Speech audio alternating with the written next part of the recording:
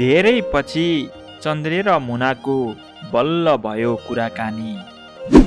शिवले पनि आफ्नो बुवाको 2वटा श्रीमती रहेछन् भन्ने कुरा बल्ल थाहा पाए। अब के शिव विदेश जालान् त? के होला त दर्शकबिन सकस सिरियलमा? आज हामी सकस सिरियलमा के भइरहेको छ र आगामी सकस सिरियल भागमा के हुन्छ भन्ने बारेमा यस भिडियोमा हामी चर्चा गर्न लागिरहेका छौँ। भिडियोलाई भने अन्त्यसम्म हेर्नुहोला। चन्द्रेले त आफ्नो बुवा आमाको लागि अमेरिका जाने भिसालाई पनि त्यागेर मैले बुढेसकालका बुवा आमालाई छोडेर जानु हुँदैन, बुवा आमाको खुसी नै मेरो खुसी हो, मैले बुवा आमालाई स्याहार सुसार र एकदम राम्रो हेरचाह गर्नुपर्छ, म यहीँ बस्नुपर्छ भन्ने सोच चन्द्रेले गरेर अमेरिका जाने भिसालाई पनि त्यागेर उनी यही नेपालमा बस्ने निर्णय गरे।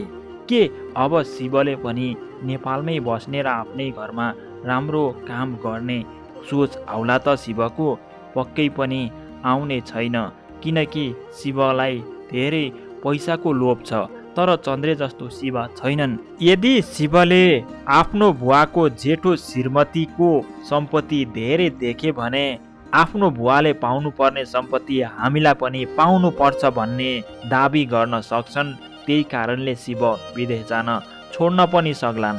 उनी सम्पत्तिको कारणले विदेश नजालान्, तर यदि सम्पत्ति पाएनन् भने शिव पक्कै पनि विदेश जाने छन्। पछिल्लो समय मुना र मुनाको भाइमा त्यति राम्रो हेलमेल र मेलमिलाप छैन, किनकि मुनाले आफ्नो आमाको पेवाको सम्पत्ति मुनाले आफ्नो बुवासँग मागेपछि सन्देश मुनासँग रिसाएका हुन्, किनकि मुनाले आफ्नो पेवाको सम्पत्ति लई भने सन्देशले आफूले पाउँदैनन्।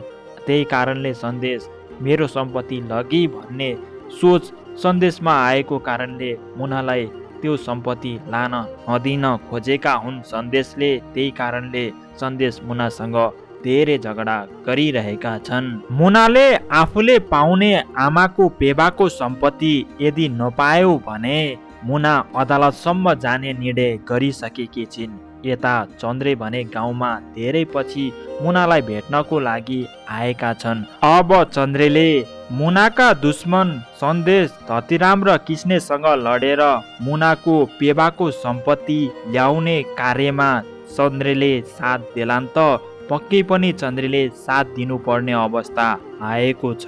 चन्द्रे मुनासँग रिसाएर विदेश जान खोजिसकेका थिए। अहिले मुना र चन्द्रे मिलिसकेर गाउँमा आएका छन्। चन्द्रेलाई थाहा भइसक्यो कि बुवाका 2वटा श्रीमती थिए भन्ने कुरा। यो कुरा शिवलाई पनि थाहा भयो। अब चन्द्रे गाउँमा आएर आफ्नो आमालाई बुवाको श्रीमती के कसरी भयो र कस्तो थिए सबै कुरा चन्द्रेले आफ्नो आमासँग सोध्ने छन्। त्यही सोध्ने क्रममा मुकेशले पनि थाहा पाउनेछन् अनि सबै घर परिवारमा थाहा हुनेछ कि बुवाका 2वटा श्रीमती रहेछन् भन्ने कुरा। यो कुराले परिवारमा कस्तो असर पर्ला त्यो भने हामीले आगामी भागमा देख्न पाउने नै छौँ भन्दै आजको यस भिडियोबाट बिदा हुन्छु। हस्त, धन्यवाद।